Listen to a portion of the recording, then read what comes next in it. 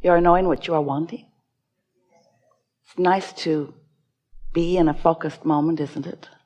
Where your intention is stronger, where you've made plans and followed through with them and are focused with others with intention. There's power in that. There's power in your deciding. There's power in you knowing what you're wanting.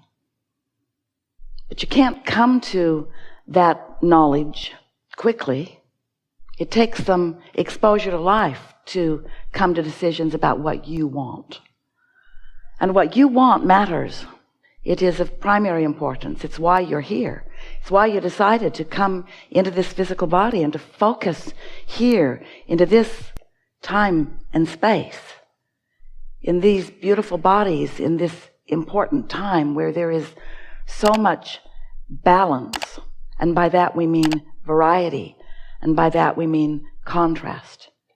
Because out of the variety, out of the contrast, even the part of the contrast that you don't want to be there, there is the potential, the likelihood, the strong likelihood of you coming to your personal conclusions about what you prefer. And sometimes you don't seem to know how important it is that you get to decide what you want. Because you live in a society that seems, although it is not an entity that thinks with one mind, but you often believe that you are supposed to think like everyone else in order for there to be harmony. And you often also think that others should think like you in order for there to be harmony. Because it feels like sometimes to you that when there is sameness, there is harmony. And we want you to understand that there can be difference and diversity and still be harmony. We want you to understand that the powerful law of attraction, the law that manages everything universally, the law that brings those vibrations that are same together. Law of attraction is providing the harmony, and the diversity provides the basis for it. So, wouldn't you rather live some life and come to some of your own personal decisions about things, rather than just taking those around you's words for it?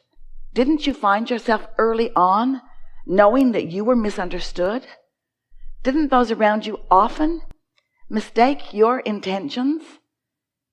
And so we want you to understand that while those around you, who are often those humans, dear hearts that they are often wanting you to agree with them, Jerry would say to Esther, and Esther would say, wait, I really want to know what you think. And Jerry would say, I don't really think you want to know what I think. I think you want me to think what you think. I think you want me to agree. And Esther would say, oh, no, it's nothing like that. But she would enjoy a 3 or 4 hour conversation where he would finally come to agree with her. Oh, he wasn't patient for that. Nothing like that ever happened. Because he understood, and we want you to understand, the value of your perspective in comparison with the perspective of others. Your goal in life is not to conform. Your goal in life is to create. And the only reason that anyone ever believes that they should or must conform is because you think that your power is in conformity. You think your power is in grouping up. You think your power is in coming together with others. And that is not the case at all. Your power is simply in your alignment to your source, to the energy that creates worlds. When you get tuned in, tapped in, turned on, when you are in alignment with who you are, clarity is your experience. And flow and ease is your experience. And so we're just saying, don't let those around you cause you to fragment your own clarity and knowing by acquiescing to agreeing with what they think just because they think it. They're not the boss of you. They want to be, but they are not. Now, we've spoken to all of your children just now. We're talking to all of you. We want you to feel the freedom of living your life and minding your own business and not trying so hard to find agreement with others, not caring so much what you're getting back from others, not being so much a reactionary person, instead being one who lives your own life and comes to your own conclusions and launches your own rockets of desires and builds your own vibrational reality. Understanding that as you ask, even though it is often silent, when you know what you don't want, you know what you do want. You've been putting forth these rockets of desire, these clear rockets of desire, since your first breath here in this physical experience. And much was already in your vortex of intentionality before you even entered this physical body as consciousness. And so you are a powerful creator, and you have resources that are lined up for you. And as you've carved out the details of what you like and what you prefer and who you are, your inner being has found harmony with those ideas, understanding your worthiness and your goodness. And we are wanting you to understand your worthiness and your goodness. And most of all, maybe, your power. We want you to feel the empowerment of alignment and release the disharmony of fractured energy. When you say, I would like more money, we would like that to be a clear statement of expectation, anticipation. We think it would be so wonderful if you didn't water that down by saying, I want more money, but I don't have enough. That's a fractured statement. That's a fractured point of view. That's weakening your desire. Your desire was clear every time you launched the rocket. And Source heard you and believed you and agrees with you and is lining up circumstances and events to accommodate you. But when you notice what is and what isn't enough money, your attention to not enough money causes you to offer a vibration that contradicts the desire of wanting more money. And you can't have it both ways. You can't be offering a vibration of a desire for more money flowing to you at the same time that you're offering a statement that it isn't flowing. Because the universe is not responding to your words. The universe is responding to your vibration. And your vibration is understood by you by the way you feel. So if you feel downtrodden, if you feel disadvantaged, if you feel taken advantage of, if you feel not enoughness about something, then it doesn't matter how many words you offer, or how many people you tell, or how much you smile and hype your cause. The universe isn't responding to your words. The universe is responding to how you feel. So you've got to shift how you feel. If you don't have enough money, you've got to look for prosperity where it is in your experience. The prosperity of the sun coming up and the prosperity of the way you move freely in this nation. The prosperity of being so free that you can choose bondage. The prosperity of having that comfortable bed that you sleep in and that warm blanket that you pull up over you. You have to look for evidence of the prosperity that you wish to increase. You cannot look at the absence of something and increase what you want. Instead, you increase the absence of it. Doesn't that make perfect sense? The law of attraction is the law of inclusion. There's no exclusion in law of attraction. So when you look at something and you say, no, I do not want that, what you're actually saying to the universe vibrationally is, bring to me more of this that I do not want. So yes, yes, yes, yes, I want that. That's a really wonderful word. Yes, because yes is saying, come to me this thing I want. But when you say no, that's like saying, come to me this thing I don't want.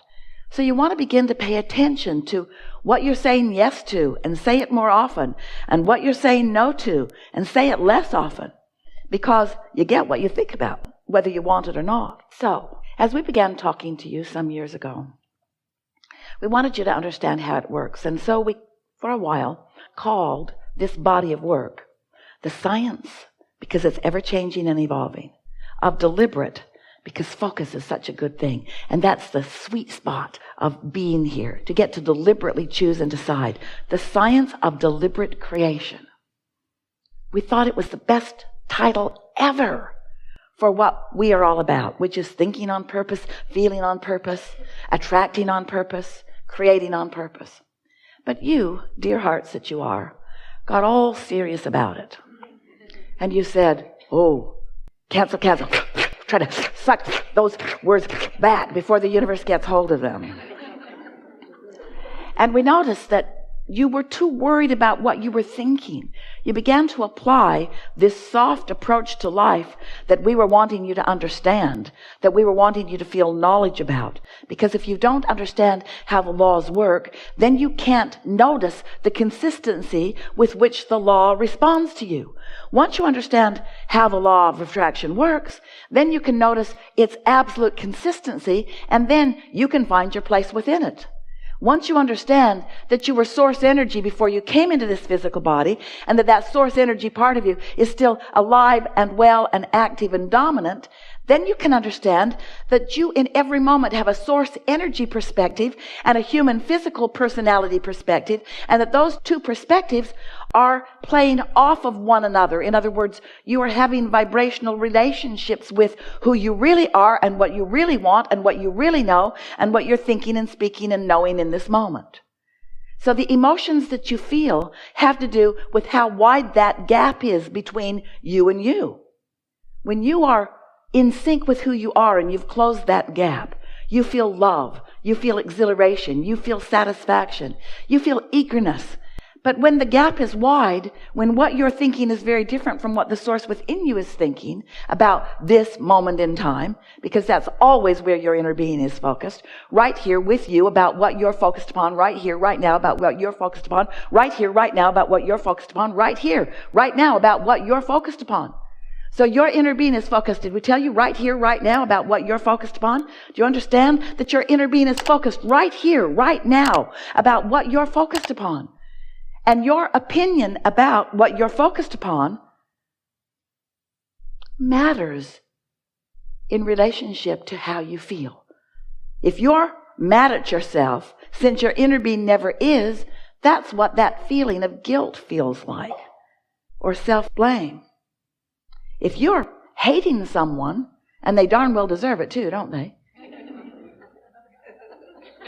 That's what Esther says, Abraham, you just need more information. You need more information. If you're hating someone, that feeling of hate within you is the emotion that you feel when what you're thinking about right here, right now, and how your inner being is viewing it right here, right now, are vibrationally different. So once you realize how long you have lived, how many lives you have lived, how much you've come to, how expanded and evolved you are, and how important this life has been in adding to who your inner being is, the total expansion of who you are, then you come to understand quite easily with a little bit of practice that caring about how you feel means caring about this gap, caring about how you feel and doing something about it gradually. You can't do it all at once any more than you could just jump over a house. You have to gradually move it. A few years ago, Esther and her wonderful team and many of you went on a cruise to the Panama Canal. And it was so interesting because the water level as they approached the canal was 84 feet difference from the body of water that they were going to be in on the other side of it. 84 feet. Now that ship is not just going to jump 84 feet. It would be hard on the ship and everybody in it. So instead, it just moved into a channel, and then the water gradually rose. And when the water was level with the next lock, they opened the gates and the ship just sailed in. And then the water rose again. And when the water was level with the next lock, then the gate opened and the ship just sailed in.